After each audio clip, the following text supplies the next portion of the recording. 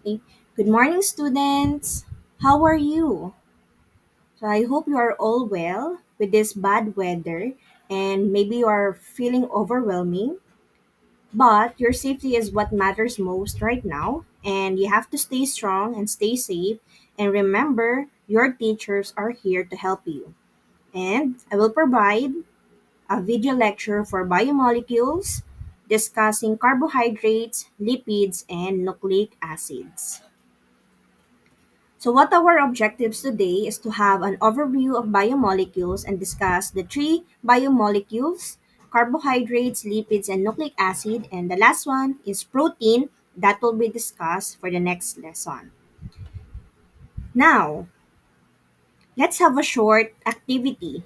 So, remember when you buy something, food, snacks, maybe you look at the nutrition facts. Is it healthy or is it not? Or maybe you just want to read. So looking at these nutrition facts, you can see the three of the four macromolecules that can be found in the foods. Now, what are those? I'll give you 10 seconds to think and answer this one.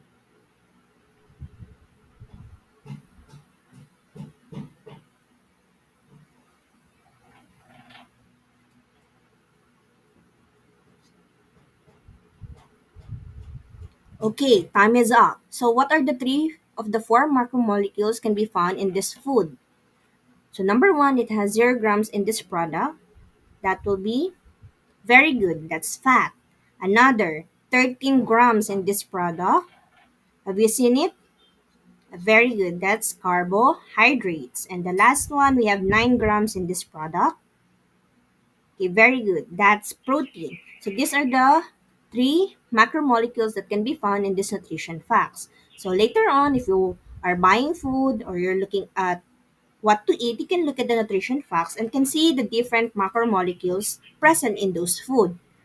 Now, what's the essence of studying biomolecules or macromolecules? Is to know how they function, how they function and helps our body. And at the same time, you know what diseases can be related or associated with this food that we eat. These four macromolecules. So these are the structures of the four biomolecules. If you watch Amoeba Sisters, so this is one of their graphical representation of the four biomolecules. We have carbohydrates, lipid, protein, and nucleic acid. So look at the picture. I'll give you 5 seconds to look and observe what's the difference and how does these four biomolecules are different to each other? Are there differences or do they have similarities? Give 5 seconds for you to think.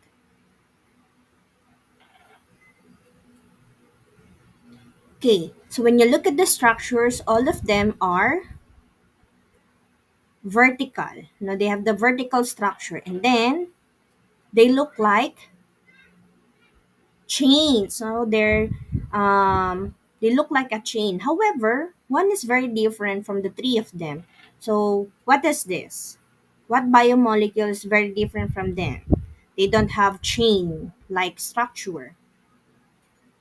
Okay, very good. That's the lipid. So lipid has a different structure from the three of them, and later on we will learn why they are very different from these three biomolecules. Okay. So what is macromolecules? So macromolecules are the large biomolecules that made up the living things, all living things. So again, carbohydrates, lipids, proteins, nucleic acid. And then there are composed of thousands of covalently bonded atoms. Remember what's a covalent bond? I've discussed it from our previous lesson. Covalent bond is what? Sharing or transferring of electron. Okay, very good. That's sharing of electron. Now, macromolecules are organic compounds. So why are they organic compounds? It is because they contain bonds with carbon atoms. So all of the macromolecules or biomolecules are made up of carbon atoms. So why carbon is so special? And carbon has the atomic number, which is 6. We have 4 electron. So we count, no? In the outer shell, it has 4, 1, 2, 3, and 4. The inner shell will have 2 electrons. So a total of 6 electrons. So the study of organic compound is organic chemistry. Okay, we are going to the side of chemistry. So what's the big deal about carbon? Why is it special? Because carbon are very versatile and they can attach to different four molecules. They can easily bond with other elements or other molecules, and they have also, as I've said a while ago, they have four valence electrons. Now their outer shell is composed of four electrons and can make four covalent bonds with the other elements. And they can form chains and rings, can form single bond, double bond, or triple bond. So that's why most of the macromolecules or all of the macromolecules have carbon. So, what is macromolecules, no? Macromolecules, macro, big. No, they are bigger molecules. So, why they are big molecules? Because they are composed of the smaller molecules that are called monomers. Monomers are like links, no, in a chain. So, for example, you have a bead. No? If you attach it in a string and link them together, you will form a polymer. Polymer is a chain of monomers. Okay? They are bonded through the process of polymerization. Okay? So from monomers, no, to polymers, they will undergo polymerization. So what is the process of this? How they are processed, no, through polymerization. So if they are processed from monomer to polymer, we have a dehydration reaction, meaning they will lose a water molecule. Dehydrated nga, 'di ba?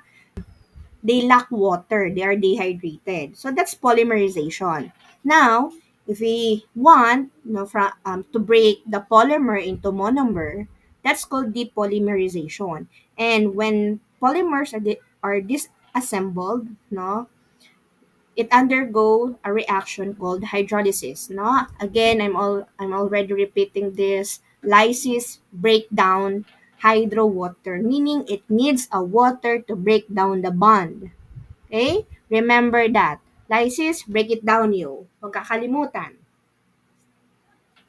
So, essentially, the polymerization is a reverse reaction of the dehydration reaction. So, example, from monomer, we have polymerization. Then polymer to monomer is depolymerization. Now, so what is the reaction under polymerization? I'll give you 5 seconds to think. Okay, good job. That's dehydration reaction. Now, if you go to depolymerization from polymer to monomer, it will be, okay, very good, no? Hydrolysis. Hydro water lysis breakdown. Now, break it down. So, we break down monomer to polymer, we create depolymerization, we break the bond. Polymerization, we create the bond. Depolymerization, we break the bond. Okay, now a common example, and so dehydration reaction, water and is removed. Yeah, water, we have a byproduct, which is water in the reaction. So sucrose and water is a product of reaction of glucose and fructose. No? They are disaccharides and water. So an example of hydrolysis reaction, as you can see in this GIF, there is a presence of H2O, and then that H2O breaks the bond, and then now we have two glucose. Now, we are discussing monomer to polymers, creating polymers from monomers, and monomers to polymers to monomers. Now, polymers can be made from different monomers, not just one monomer. Okay?